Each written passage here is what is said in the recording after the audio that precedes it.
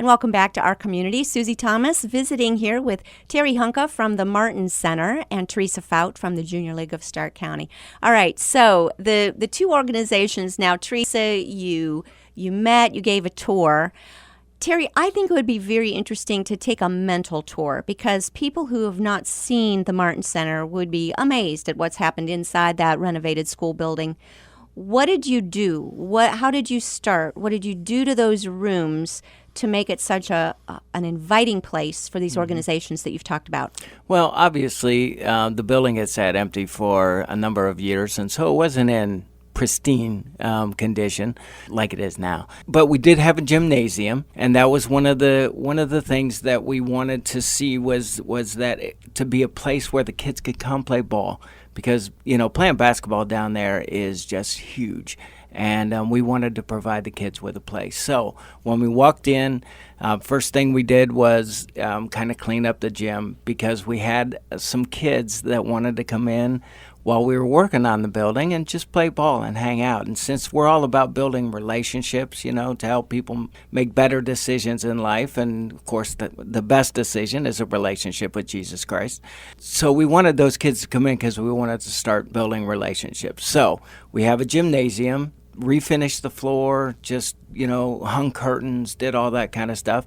There were weights left on the stage in the gymnasium, so we put them down into a room. So now with some other donations, we have a weight room. We have freezers and a concession room and stuff like that. The freezers are to freeze food because we provide meals for the kids every night that we're there, because hunger is a big deal. It's prevalent and it's real.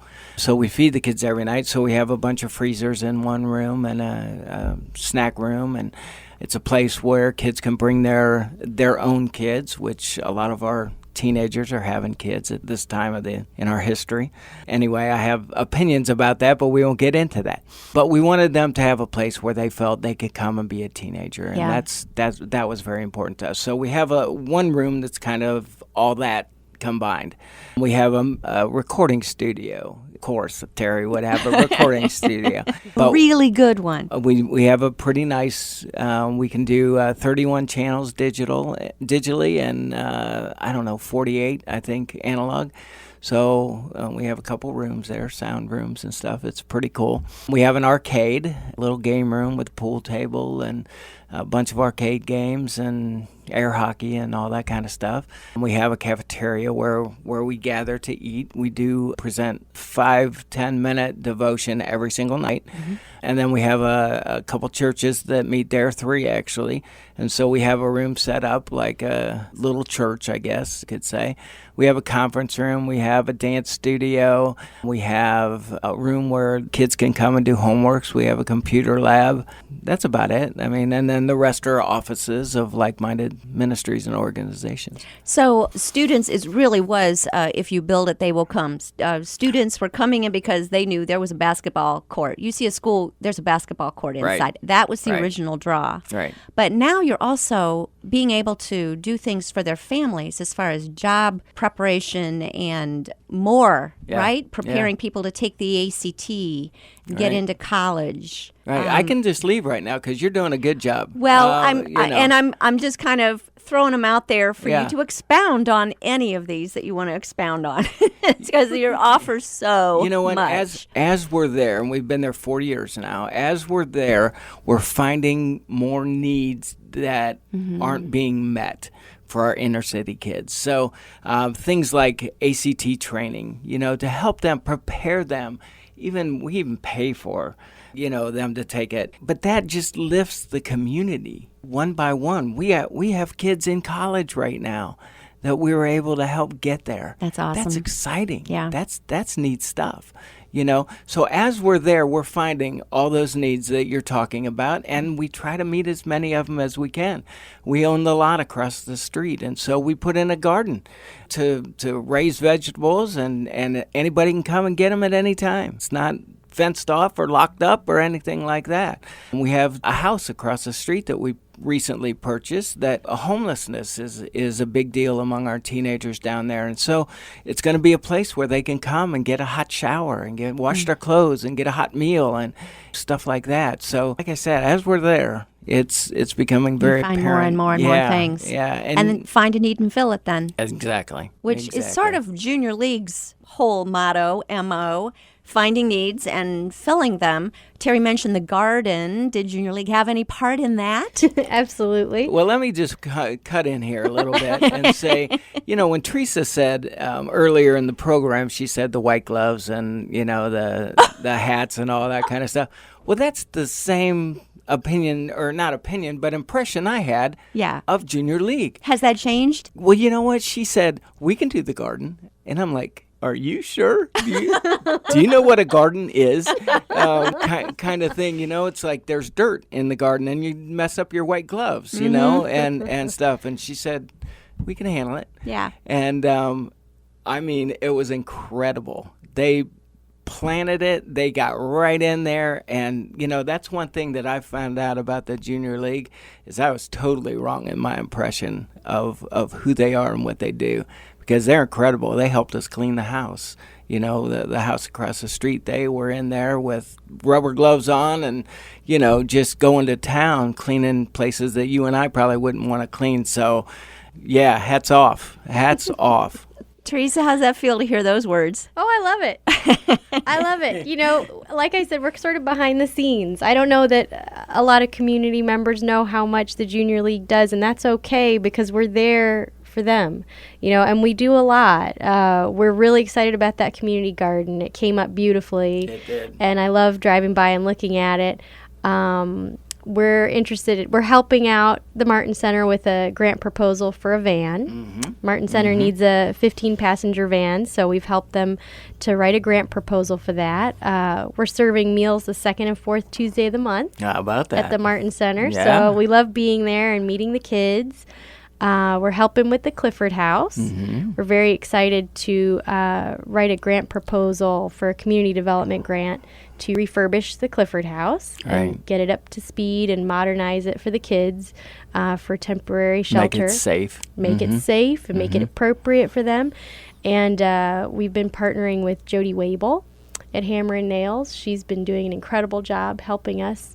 It's a steep learning curve for sure with all of that. And then Jill Miller at Pal Mission has been wonderful. And I know you'll talk about her and what they're doing too. But we love the Martin Center. And, we're going to have our next membership meeting. We have monthly meetings. So you're going to have the entire membership of the Junior League of Stark County in the Martin Center. Oh, the entire in membership? October. Oh. Yeah. Yeah. So we're going to bring no pearls, no white gloves. I don't know. I just might wear some for fun. But we'll be there, and we're going to be very excited to get in there and have all the members see what the center actually looks like and meet the kids and just see the amazing things you guys are doing. Well, thank you. This is a 3-year partnership. That's quite a commitment. Yes. Let's look forward, both of you, and either one of you can jump in here. What's the dream? What will this look like in 3 years? Well, sky's the limit. I mean, Terry and I, in that first conversation and then in another conversation, we've dreamt a lot. Yeah, we have. About things that the Martin Center needs. I know there's simple things like new doors, exterior doors, and a sign. There's some simple things like that. There's some needs for a community commercial kitchen. Because food cannot be prepared on site right now at the Martin Center. That's right.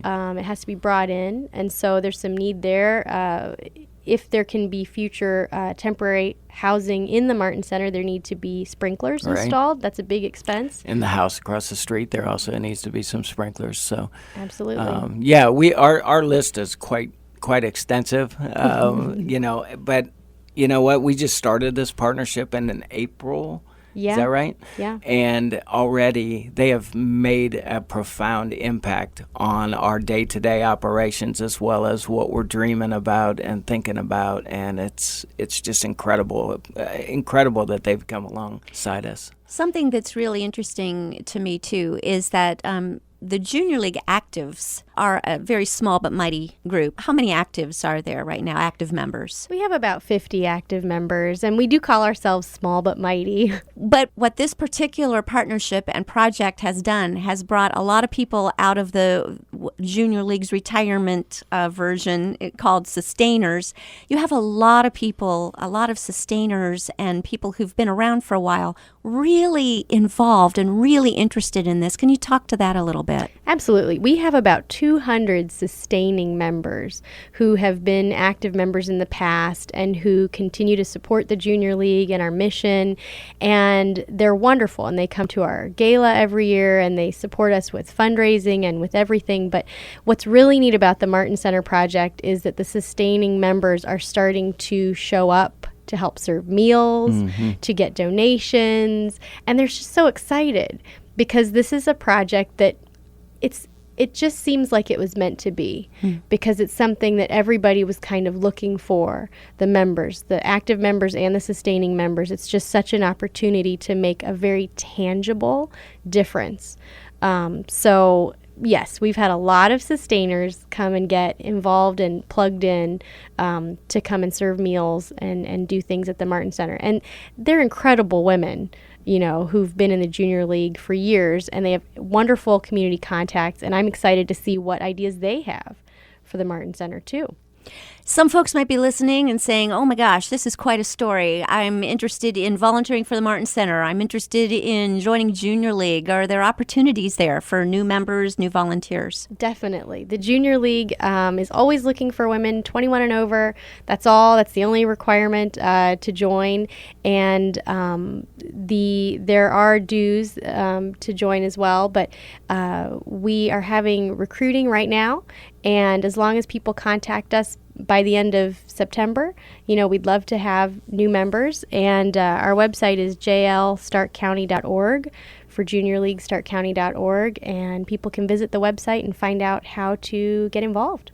And for us, it's very simple. Just call 330-854-2227 or go to our website, tmccanton.org. We're always looking for groups to help us serve meals and just kind of be a part of it. And some people want to teach or, you know, whatever, some of our programs. You know, just give us a call and find out how we can match you up. 330-854-2227. Awesome. Terry and Teresa, this has just been so good. So yeah, absolutely. Write down those phone numbers and get in touch. Tomorrow we're going to be finding out about Quest Recovery Services. Thanks for joining us on our community.